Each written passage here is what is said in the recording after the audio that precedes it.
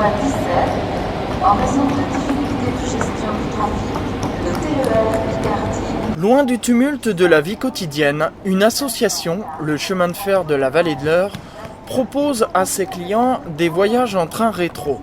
Jean Goël, cofondateur du chemin de fer de la Vallée de l'Eure, nous raconte l'histoire de la ligne sur laquelle circulent aujourd'hui les trains touristiques.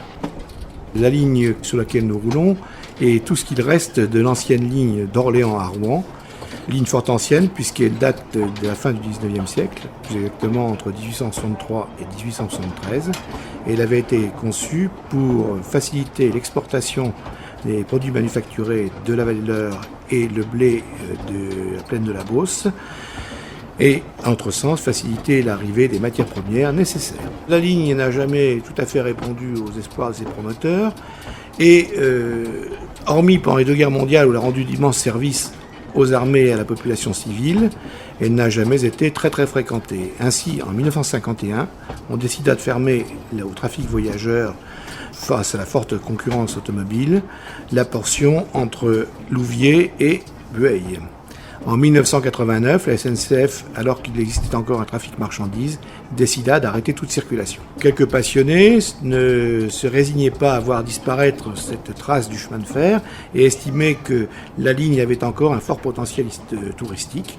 C'est pour cela que, après bien des tractations avec le département, la région, la SNCF, nous avons réussi à sauver la portion de voie située entre Breuil-Pont et la Croix-Saint-Lefroy.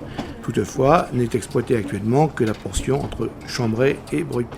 Ce chemin de fer de la Vallée de l'Eure a été créé en quelle année ? Les premières tractations ont commencé en 1993 pour une inauguration en 1996.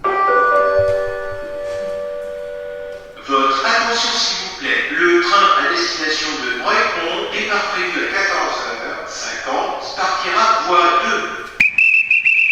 Ah, dur, fermez les portières.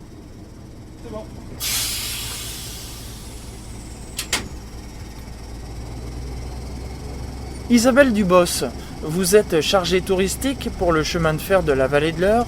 Que proposez-vous à vos clients ? On va proposer donc des réguliers tous les mardis, mercredis, jeudis et dimanches sur le mois d'août.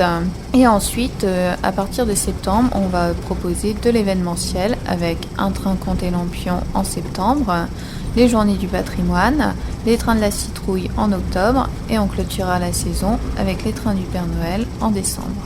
Super sympa de voyager dans le train d'antan. Très agréable, surtout dans les wagons qui sont à moitié ouverts. On a des vues splendides sur la Vallée de l'Eure. Les commentaires sont très détaillés et ça c'est très intéressant. Ça change de la trépidation habituelle.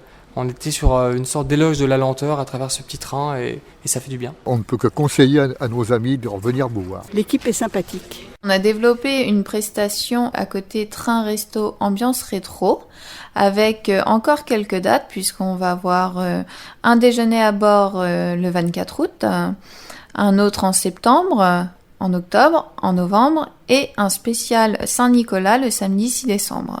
Rencontre maintenant avec Vincent Puech, qui est le traiteur qui a régalé les clients dans le train-restaurant.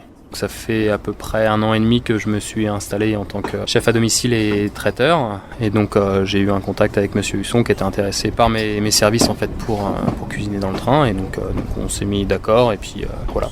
Dans le train, on est sur une cuisine d'envoi. Ce qui est déjà pas mal parce que c'est un train, donc il n'y a pas la capacité de cuisiner en direct. Donc c'est des plats qui sont préparés avant et les finitions sont faites dans la voiture restaurant. Ce midi, c'était un pressé d'aubergine à la concassée de tomates et un crumble au parmesan. En place, c'était une cuisse de volaille confite aux épices grande caravane, un écrasé de pommes de terre et des petits légumes, et en dessert c'était un millefeuille à l'orange. J'ai fait une formation assez classique, donc toujours dans des cuisines on va dire stables. C'est évidemment inédit pour moi de cuisiner dans un train.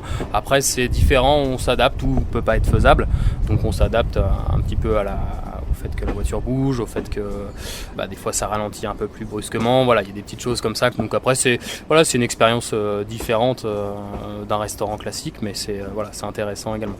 Je pense que c'est une expérience à faire d'essayer de venir déjeuner ou éventuellement dîner. C'est de revivre un petit peu on va dire la belle époque du train, où il y avait vraiment des wagons-restaurants. Passifloreur, terminus du train. Tous les voyageurs descendent de voiture. Ayez à ne rien avoir oublié dans le train. Pour la sortie, veuillez emprunter le passage aménagé. Bien manger, le concept est très sympa. Le voyage était agréable, le repas pareil, tout était très bien. Si un auditeur a envie de donner un caractère exceptionnel à une occasion, un anniversaire, mariage, etc., est-ce qu'il y a possibilité de louer vos trains ? Tout à fait, donc à partir de 20-25 personnes, on a la possibilité de louer le train en direction de Cocherel, en direction de Breuil-Pont, c'est vraiment du produit à la carte.